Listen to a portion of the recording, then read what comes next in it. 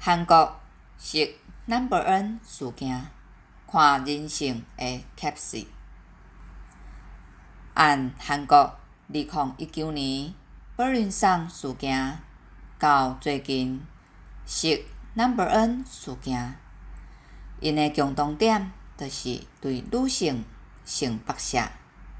这是一种父权主义长期对女性的迫害。虽望1979年4度已经伫联合国大会通过消除对妇女一切形式歧视公约，确保男女伫教育、就业、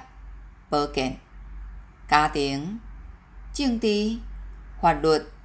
社会、经济等各方面要有平等的权利。全世界目前有189个国家签署加入。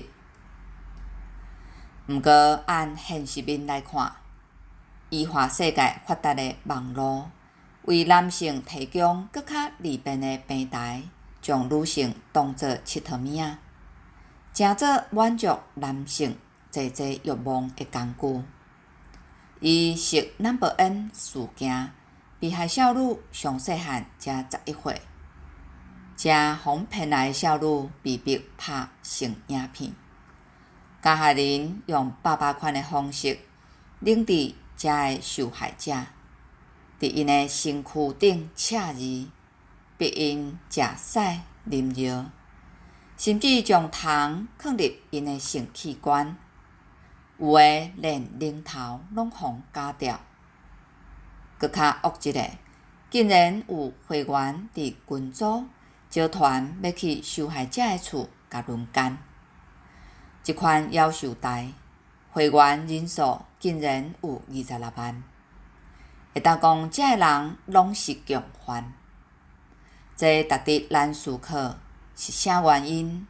会造成看别人受到性暴力甲凌迟，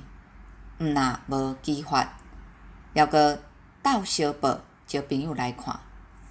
这款反性的变态行为，到底是家庭也是社会造成的，还是人性本恶？认真讲，父权体制长期落伫思维，影响咱的生活。女性主义学者 Jessica Rinrose 研究顶人2013年发表的一篇期刊，分析少年查甫囡仔会伫社群网站，包括 Facebook、BlackBerry、Messenger 等互相交换查囡仔跟可可的相片。研究发现，少年查甫囡仔的性交表现出甲年纪、性别相关的特定矛盾。因要求少年查囡仔做出特殊的身体展示，表现性感。少年查甫囡仔会将对查囡仔遐讨来的赤体光可的相片，伫网络的群组分享，予其他的查甫囡仔，来累积家己的人气排名。这款模式是一种货币甲价值的形式。男性用安尼来建立权力和个人的威望，一种以父权成做中心的社会价值，造成对女性的损长。按无同的角度探讨压迫女性这件代志，性别无平等结果所形成的锁价，其实对男女拢造成伤害。若是无理解生存法则，根本毋免建构伫对任何人的剥削甲伤害，安尼反性的价值观甲体制，就永远无改变的一天。